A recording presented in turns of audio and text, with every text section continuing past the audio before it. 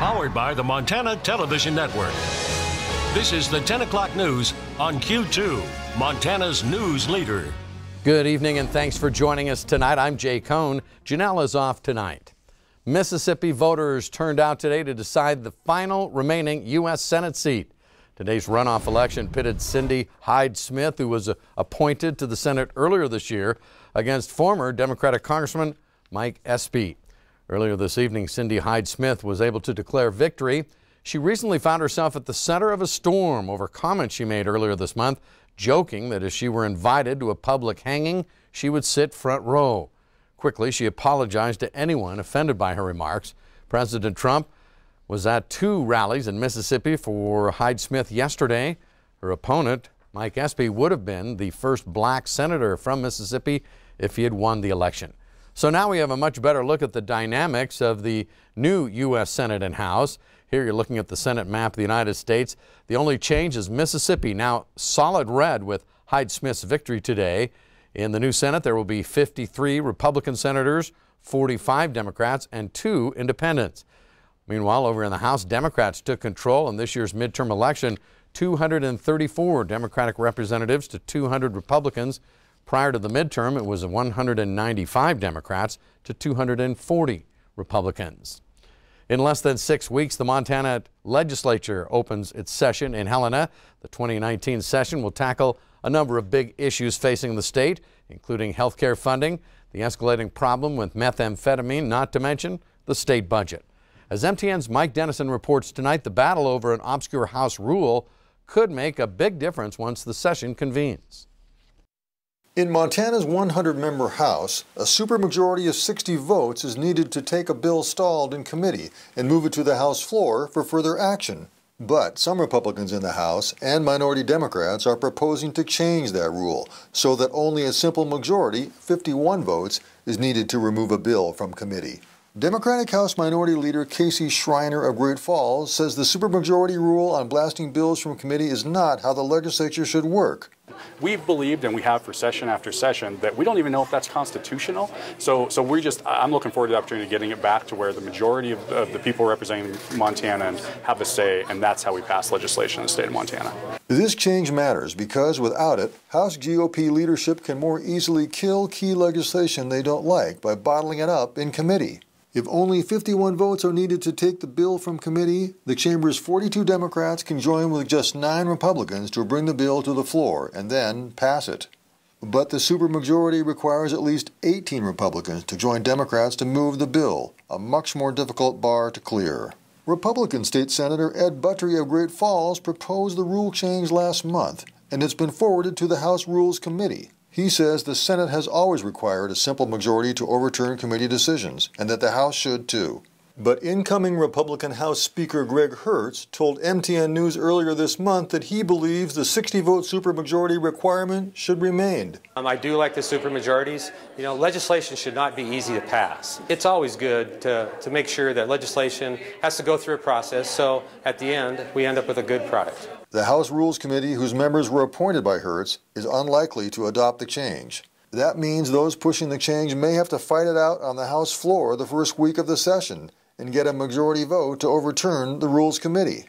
But these competing factions could work out a deal, ensuring that a few select controversial bills advance to the House floor for debate and a vote. Whatever happens, should play a role in the outcome of key legislation at the upcoming session. At the Capitol, Mike Dennison, MTN News. Thank you very much, Mike. Mike points out that former Great Falls Senator Ed Buttrey will be shifting to the House this session, where he'll take his new seat January 7th, which is the opening day of the 2019 session. 8 people here in Billings have put their names in the running for an open seat on the City Council, created when longtime Councilman Larry Brewster stepped down. 2 women and 6 men submitting their application letters and resumes to Mayor Bill Cole. Among the 8 applicants, a former state Senate candidate, the former chair of the Heights Task Force, and a Heights resident who is part of a lawsuit challenging the city's controversial franchise fees. The list of council hopefuls includes Jennifer Marecki, who ran for a state Senate seat in this year's election, and Jennifer Owen, the executive director of Head Start's Explorers Academy.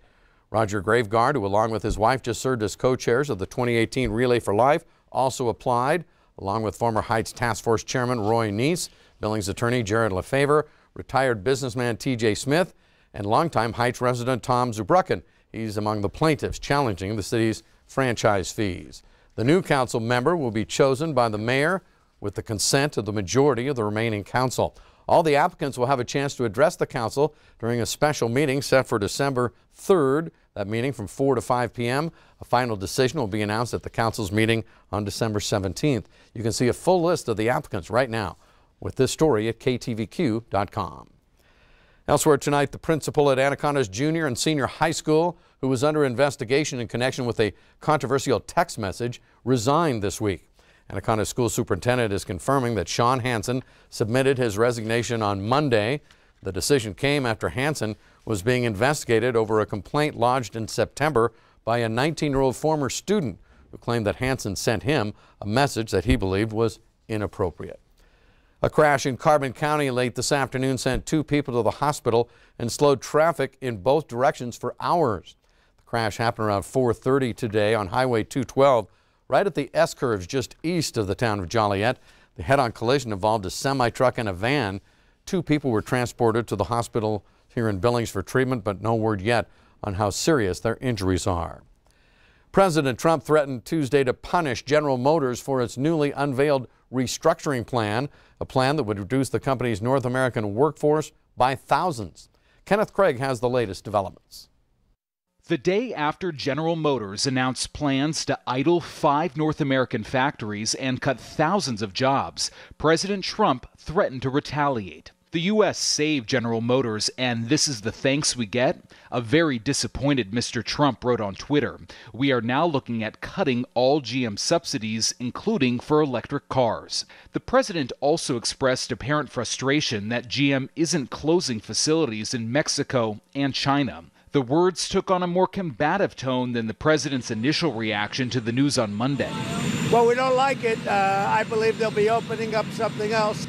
And I said, you know, this country's done a lot for General Motors. General Motors intends to close plants where 6 sedans are produced, potentially laying off up to 14,000 employees in the U.S. and Canada. The United Auto Workers reacted to the planned cuts in a video statement released late Tuesday, urging the company to invest in the U.S. It's as simple as this. When General Motors needed us, we were there.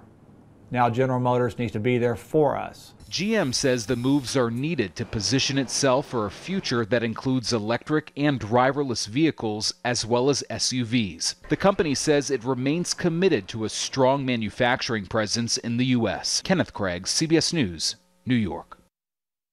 President Trump spoke this morning with Canadian Prime Minister Trudeau, the 2 leaders discussing their disappointment in the announced closures of General Motors plants in their respective countries and their plans for the upcoming G20 summit.